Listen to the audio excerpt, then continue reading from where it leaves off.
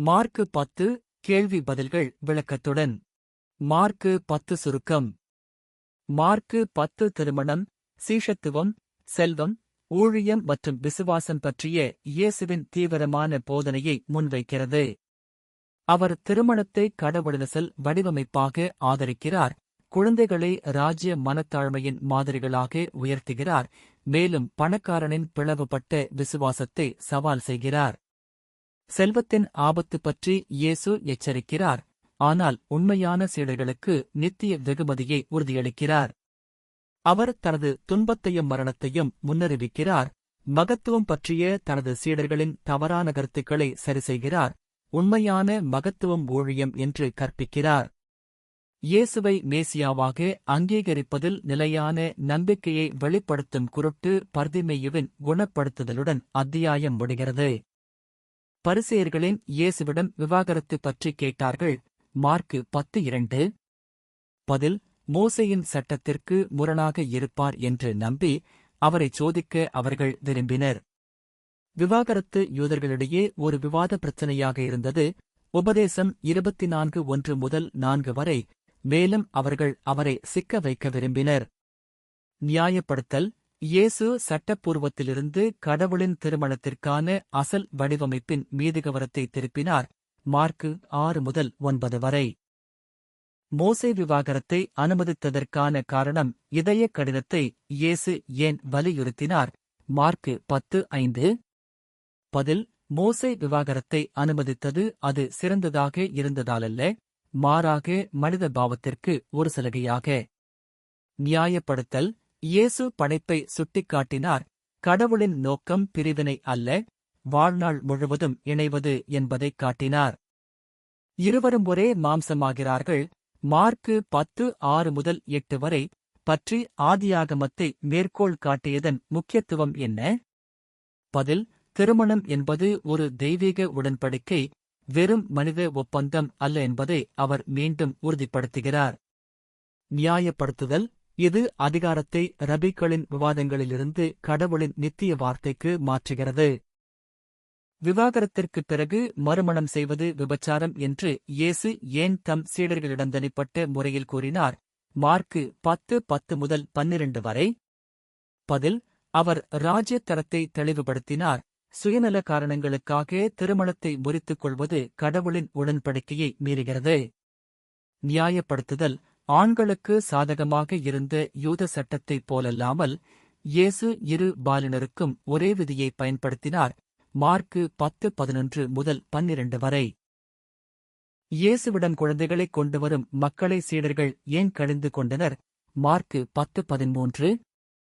பதில்: அந்த கலாச்சாரத்தில் குழந்தைகள் சமூக ரீதியாக முக்கியமற்றவர்கள், இயேசுவின் பணி அவர்களுக்கு மிகவும் முக்கியமானது என்று சீடர்கள் நினைத்தனர்.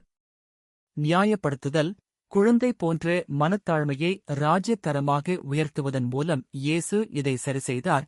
மார்க்கு 10:14-15 வரை. ராஜ்யம் குழந்தைகளைப் போன்றவர்களுக்கு சொந்தமானது என்று இயேசு ஏன் அறிவித்தார்? மார்க்கு 10:14-15 வரை. பதில்: குழந்தைகள் பணிவு, சார்பு மற்றும் நம்பிக்கையை பிரதிநிதித்துவப்படுத்துகிறார்கள், கடவுளின் ராஜ்யத்தில் நுழைவதற்கு தேவையான குணங்கள். நியாயப்படுத்தல்: இது அந்தஸ்து மற்றும் அதிகாரம் குறித்த கலாச்சார எதிர்பார்ப்புகளை தலைகீழாக மாற்றுகிறது. பணக்காரர் ஏன் இயேசுவை நல்ல போதகர் என்று அழைத்தார்? மார்க்கு 10:17.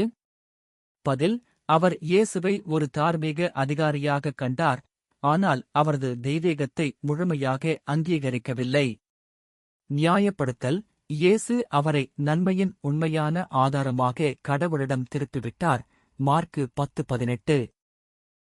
இயேசு ஏன் பணக்காரரிடம் எல்லா உடைமைகளையும் விற்று அவரை பின்பற்றச் சொன்னார்? மார்க்கு 10:21. பதில்: அவருடைய செல்வம் அவருடைய சிலை, கடவுளுக்கு முழுமையாக சரணடைவதை தடுக்கிறது. நியாயப்படுத்தல்: இரட்சிப்புக்கு பகுதியளவு கீழ்ப்படிதல் அல்ல, முழுமையான விசுவாசம் தேவை. ஒட்டகம் ஊசியின் காதில் நுழைவது எளிது, மார்க்கு 10:25 என்று இயேசு சொன்னபோது என்ன அர்த்தம்?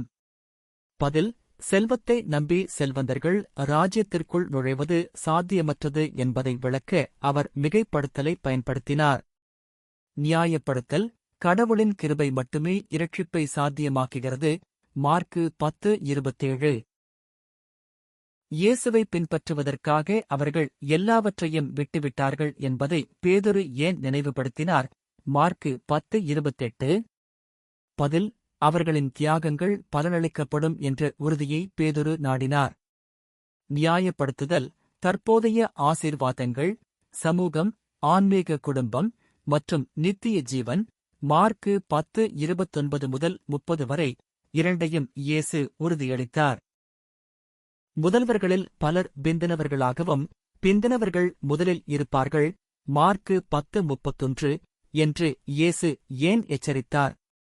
பதில்: இது சுயநலத்தை தேடும் லட்சியத்தை கண்டிக்கிறது மற்றும் உலக மதிப்புகளை கடவுள் மாற்றியமைத்ததை வலியுறுத்துகிறது. நியாயப்படுத்துதல்: கடவுளின் ராஜ்யத்தில் அந்தஸ்து, செல்வம் அல்லது பதவியில் அல்ல, பணிவு மற்றும் சேவையை அடிப்படையாகக் கொண்டது. எருசலேமுக்கு செல்லும் வழியில் இயேசு மீண்டும் தனது மரணத்தை ஏன் முன்னறிவித்தார்? மார்க்கு 10:32-34 வரை. பதில்: ஒரு அரசியல் வெற்றியாளருக்கான அவர்களின் எதிர்பார்ப்புக்கு மாறாக, துன்பப்படும் மேசியாவிற்கு அவர் தனது சீடர்களை தயார்படுத்தினார். நியாயப்படுத்துதல்: தீர்க்கதரிசனத்தை நிறைவேற்றுவதற்கு துரோகம், கண்டனம், மரணம் மற்றும் உயிர்த்தெழுதல் தேவைப்பட்டது. யாக்கோபும் யோவானும் ஏன் மகிமையில் மரியாதைக்குரிய இருக்கைகளைக் கேட்டார்கள்? மார்க்கு 10:37. பதில்: இயேசுவின் ராஜ்யத்தின் தன்மையை அவர்கள் தவறாக புரிந்துகொண்டு இன்னும் பூமிக்குரிய அதிகாரத்தின் அடிப்படையில் சிந்தித்தனர்.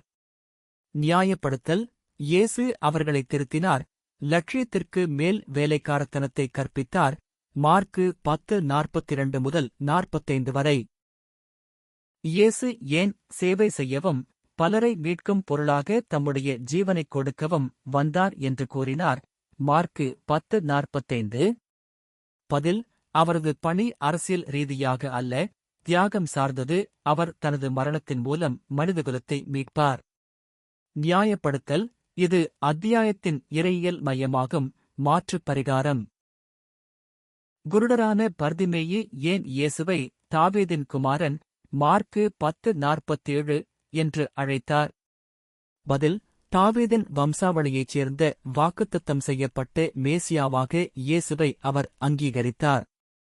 நியாயப்படுத்தல்: ஐசுவரியவான் மற்றும் சீடர்களைப் போலல்லாமல் பர்திமேயு உண்மையான விசுவாசத்தைக் காட்டினார். இது குணப்படுத்துதலுக்கு வழிவகுத்தது. மார்க்கு 10:52.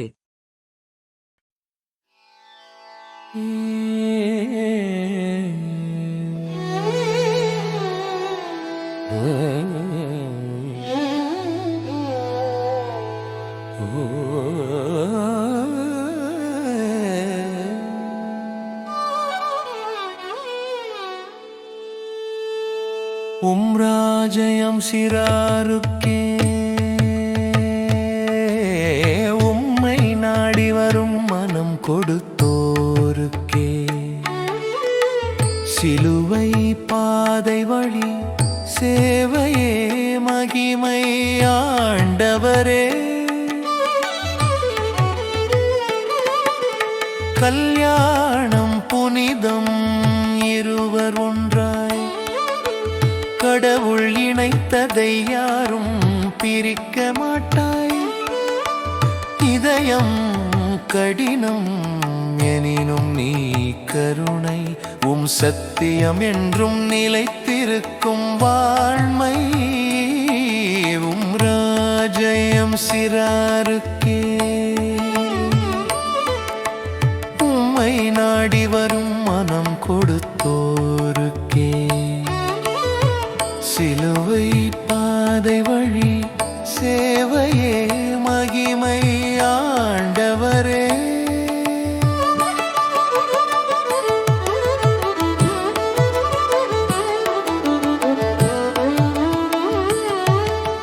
செல்வம் தாங்கும் சுமை நம்மை விடுவிக்காதே, செல்வனை நீயே நாடினால் ரட்சை காண்பே. கண்ணில் ஒட்டகம் போகாத போலே உம் கிருபையாலே சுவர்க்கம் திறந்திடுமே. உம் ராஜ்யம் சிறாருக்கே, உம்மை நாடி வரும் மனம் கொடுத்தோருக்கே. சிலுவை பாதை வழி சேவையே மகிமை ஆண்டவரே.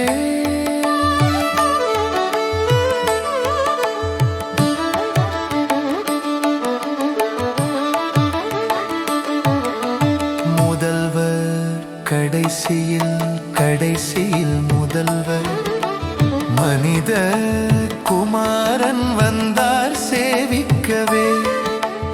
உயிர் பலியாய் கொடுத்து மீட்பதற்காக எந்நாளும் பாடுவோம் மீட்பர் இயேசுவே. உம் ராஜ்யம் சிறாருக்கே,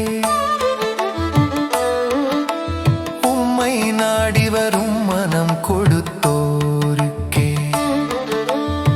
சிலுவை பாதை வழி சேவையே மகிமை